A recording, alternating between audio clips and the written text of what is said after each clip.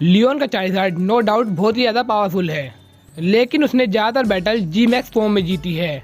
क्या हो अगर लियोन का मुकाबला किसी और रीजन में हो जहाँ पर जी मैक्स पावर बिल्कुल भी ना हो, जैसे कि कालोस रीजन। वहाँ अगर ये अपने पोकेमोन से बैटल करता है तो क्या इसका चाइज़ार्ड अभी भी अनडिफीटेड रहेगा? तो चलिए आज इसी के बारे में पता करते हैं। तो पहले देखेंगे इसकी सारी बैटल्स जिसमें ये नॉर्मल फॉर्म में लड़ा था, उससे हमें इसकी पावर और स्पीड का अंदाज़ा हो जाएगा। और फिर देखेंगे कि कितने सारे चैंपियन हैं जो इसको डिफीट कर सकते हैं।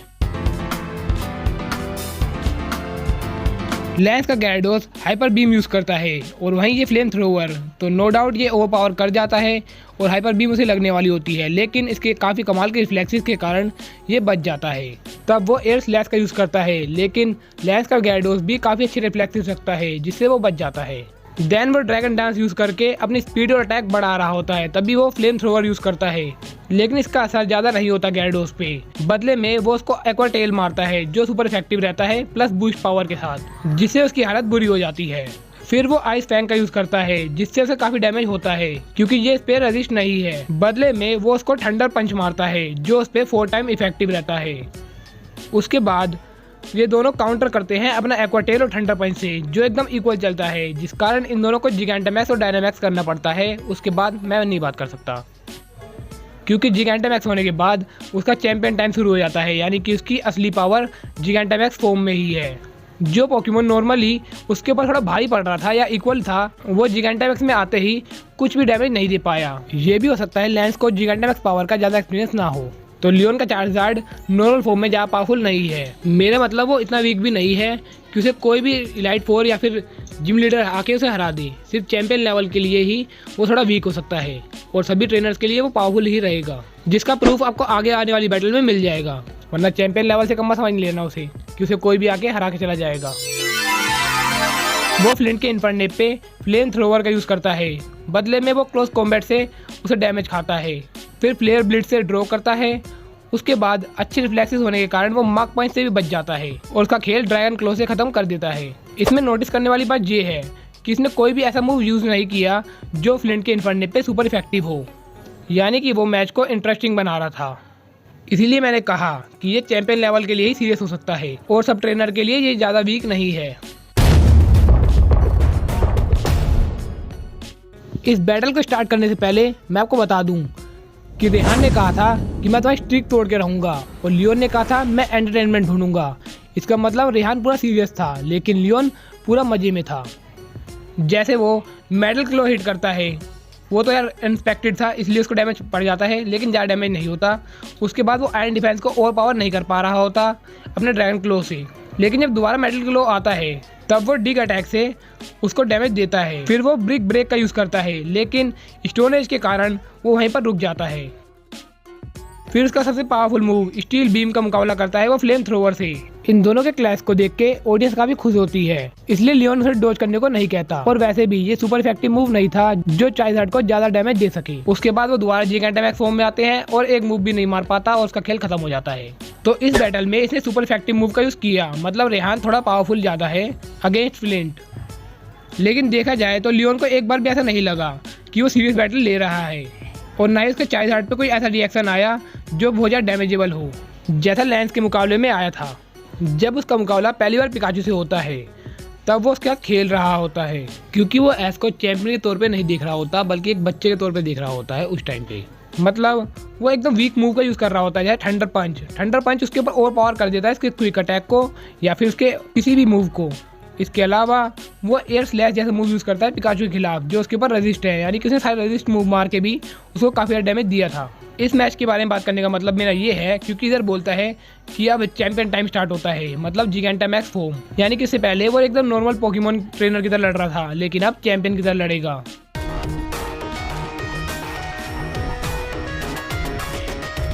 एलान के खिलाफ वो काफ़ी ज़्यादा एक्सपीरियंस हो चुका था, जिससे वो काफ़ी बोर हो गया था और उसका चाइज़ार्ड भी काफ़ी ज़्यादा बोर हो गया था हमेशा जीत जीत के।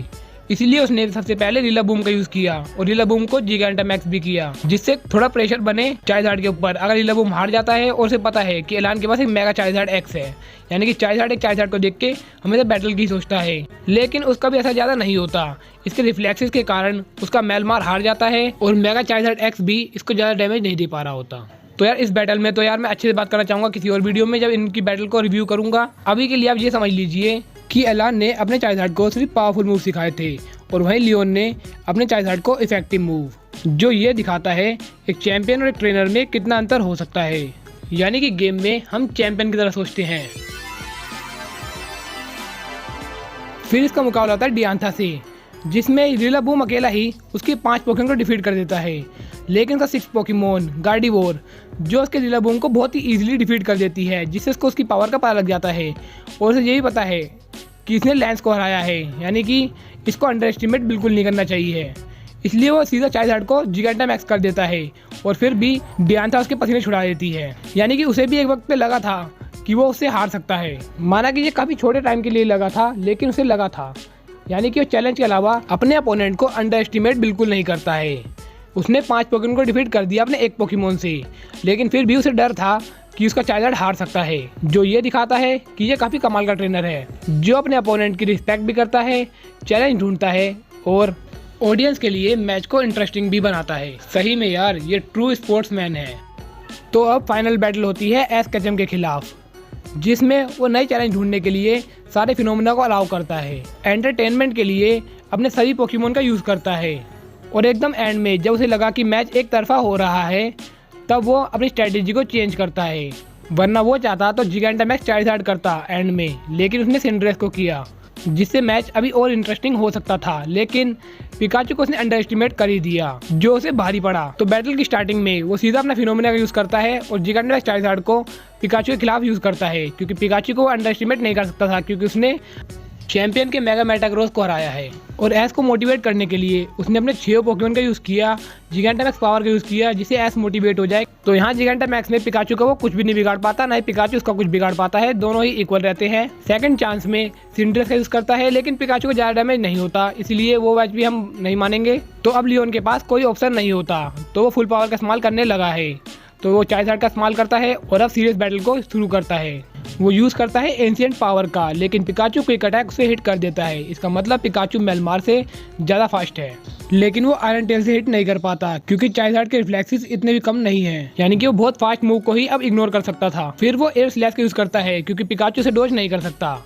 उसके बाद वो फायर ब्लास्ट यूज़ करता है, लेकिन पिकाचू इलेक्ट्रो वेब का यूज़ करके उसे बच जाता है। फिर क्लैश होता है थंडर बोल्ट और फ्लेम थ्रोवर का, लेकिन फ्लेम थ्रोवर उसे ओवर पावर कर जाता है।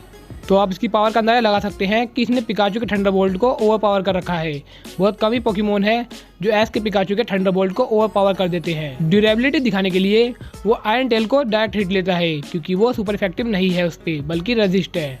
फिर लियोन का चाइज़ार्ड ड्रैगन पल्स का यूज़ करता है, जिसे काउंटर कर देता है वो थंडर बोल्ट से।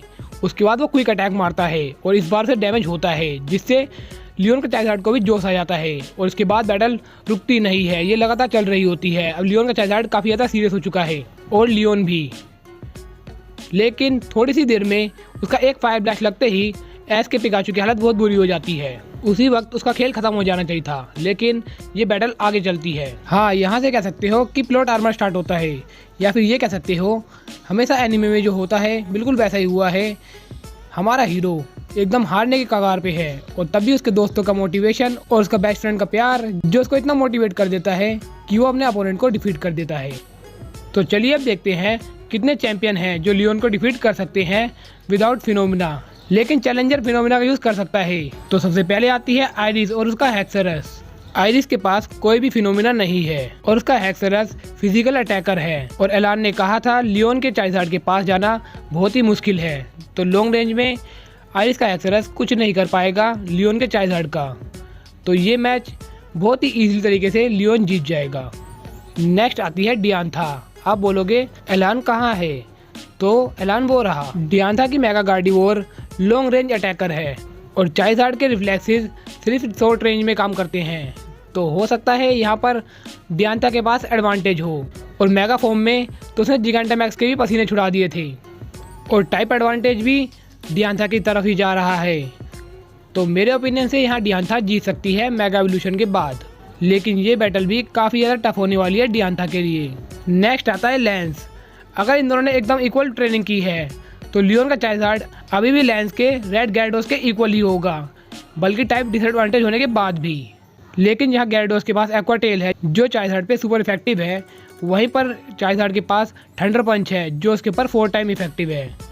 तो किसी भी हालात में चार्जर यहाँ नहीं हार सकता लेंस के गैडोस से, लेकिन फिनोमेना यूज़ कर सकता है चैलेंजर और हमारा चैंपियन नहीं कर सकता। तो हो सकता है यहाँ पर जिगैंटामैक्स फॉर्म में आने के बाद गैडोस का एक्वा टेल जो वाटर टाइप मूव बन जाएगा, इसका नाम मुझे नहीं पता क्या बनता है इसका वाटर टाइप, लेकिन वो इसके ऊपर सुपर इफेक्टिव रहेगा। तो मुझे लगता है कि यहाँ पर भी ये जीत जाएगा।